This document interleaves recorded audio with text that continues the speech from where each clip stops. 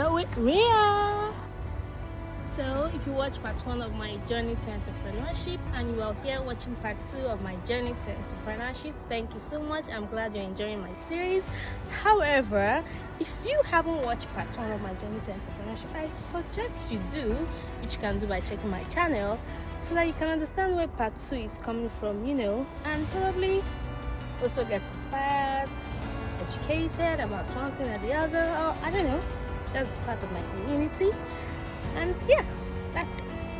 There was a season of my life when I gave everything, gave my all, my effort, and it changed me forever. It changed my perception of life. It changed how I make decisions. It changed my view of how things are done and how things should be done. And it was a part of my life that taught me the importance of focus. It taught me the importance of giving my all. It taught me the importance of deciding what I want to be in life, and that's what part 2 is all about. Extra mile. How far and how much are you willing to go to succeed in those things you love to do? During COVID, we all had to go home from school, and I had stayed at home for 2 months doing nothing practically and just getting fat. So I told my mom that I wanted to do something at the time, learn a skill, do something to keep me busy and just while away time. So she had this friend that used to bake. So she took me to her friend, negotiated price for the training, and so I got baking. So while I was baking, I discovered that baking wasn't so difficult. Because unlike when I was in school, people would use their hand to, turn the butter and the sugar together. It looked like they were trying to grow muscles and all of that. But then when I got to this place, I saw that there was something called a cake mixer that made work so much easier. In school then, people would use their pots to bake. Sometimes the cake would burn, it was time consuming, and then it was just crazy. And all those was kind of things that made me not really take interest in baking. But then when I got to this baking school, I saw that there was an oven that made things much easier, made things to flow smoothly and stuff. I mean, I don't blame those in school, don't get me wrong, but I was ignorant. And when we are ignorant, we tend to have misconceptions about certain things in life, and that's why knowledge is very important. Knowledge doesn't necessarily have to be academic. It has to be about the field that you want to develop interest in. And anyway, I took interest in baking. I enjoyed the whole thing, and then it was fun. So I did this for about 6 months. Every day going to the baking school. Sometimes I'd have to trek to my teacher's bakery because it was Corona and transportation system wasn't really smooth. So I had learned. My teacher was a very hardworking lady. I mean, I admired that woman till today. She had a son then, and she had lost her husband a while ago. So she lived with her family, very lovely and accommodating people. She was a very hardworking woman. I mean, I admired her attributes so well. She worked so hard, and that was something that I can never forget about her. Very lovely woman, like this. So she was so good at making meat pies. She would make over 100 meat pies in a day, every single day, and then it would sell out before you could even say jack. That was how much people loved her meat pie. That was her best selling then. So she was very good, and there were other students as well who were training alongside me. But as of then, I was the oldest, the one who has stayed the longest with her, because I'm talking about 6 months into my training now, and I already perfected how to make meat pies, egg rolls, and the likes of it. So it was a really, really wonderful experience. So About 6 months into my training, I told my mom that I would like to start selling meat pies, start doing egg rolls and just, make some extra income because, now, Corona, we had spent all our savings in school, from school, doing the whole time we are home and stuff. So I just wanted to do something extra. Unfortunately, I'm the kind of person that doesn't like to be idle. And I always like to push myself to achieve more. That's my kind of person. I always feel like I can do more than I am doing at a certain period of my life, and each time that thought sinks in me, there's no going back. I just have to do it. If not, I can't have a good sleep at night. So my mom took me to my dad and persuaded him to buy me an oven in order to support me. I mean, what would I do without that woman? She's literally one of the best things that has happened to me, having her as my mom. So yeah, my dad surprisingly gave us 50,000 naira. I mean, surprisingly, because his hand is strong when it comes to money. So he gave me 50,000 naira, and then the oven we wanted to get was 66,000 naira then. All this kitchen oven that had a grill, an oven, and 4 gas burners. So my mom added 16,000 naira to it to complete the money, and I got my oven. I was really excited.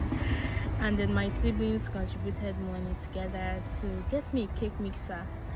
Very wonderful people, and they have been the backbone of my success today.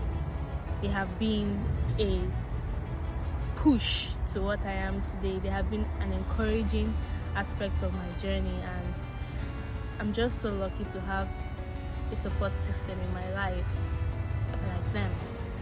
So yeah, I started baking on my own. My mom had a shop then, so I would wake up early in the middle of the night, bake meat pies, take to her shop, and still had to get to the bakery where I was having my baking lessons every single day. I mean, I was good at meat pie and egg roll and a few other pastries like small chops and likes, but I hadn't finished my bakery course, and I was supposed to continue throughout to the end of the Corona period or so before I go back to school. So I was doing this, and I hadn't actually told my boss that I was starting my own meat pie and egg rolls business.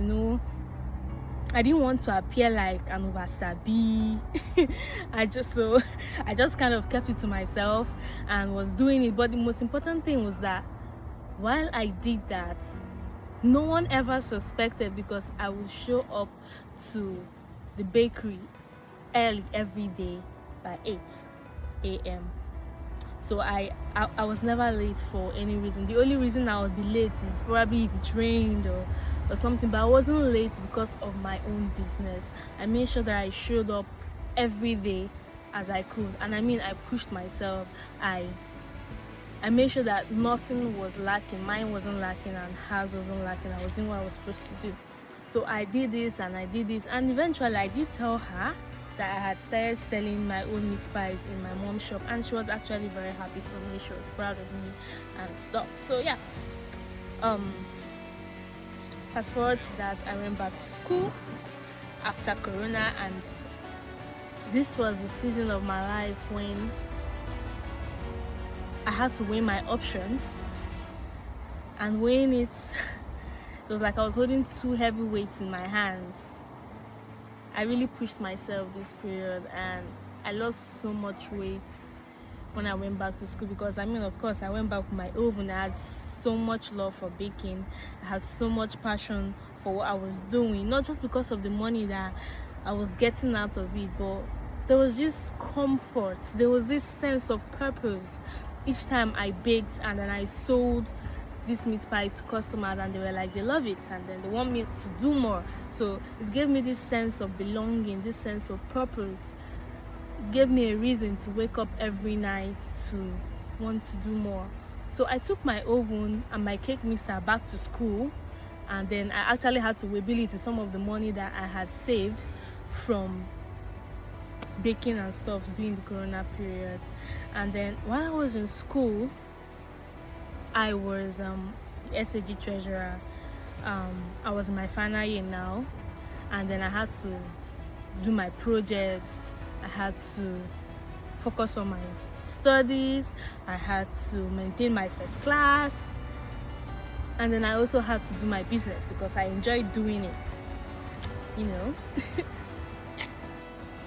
So while I was doing this, I lost so much weight. There were days when I was so tired and I just wanted to give up.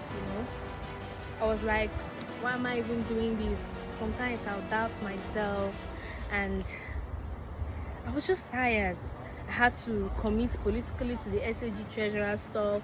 I had to do my projects. Then I was journeying between Onitsha and Newi because my project was taking place in Onitsha with pregnant women in one maternity hospital then. And then I had to come back, get my projects and all. And what I was actually battling was giving up the part of having to focus so much on my studies, because my studies wasn't giving me money. So why am I killing myself? But then I would think to myself, Gloria, your parents sent you to school to study, but you decided to study and do business. So if I was going to do both, I had to give it my all. I gave my studies my 100%. I never missed class. I never missed a lecture. My notes were always complete. I studied as much as I could, and I cashed out in my business. I was advertising back to back, at work overnight. People were getting to know me because Okofia wasn't really a big community of people with so many baking fantasies. So I was the kind of person that I didn't just stick to cake. I was famous then for my signature donut cakes. Yeah, it was a new thing in Okofia then. So I kept on getting orders. I started doing chicken and chips. I started doing donut cakes. I started doing waffles. I did a lot, And then I read. I turned up for my meetings in politics, and it was draining. And I was giving up on the whole first class thing, like I said, but I kept on pushing my all. And lo and behold, I graduated as the best graduating student in my class. I was the best graduating student in my class. I was also the best, which was medical laboratory science, by the way. I was also the best graduating student in microbiology, which was my specialty. I graduated as the SAG treasurer, and it taught me something. It taught me the importance of focus, of not dropping the ball.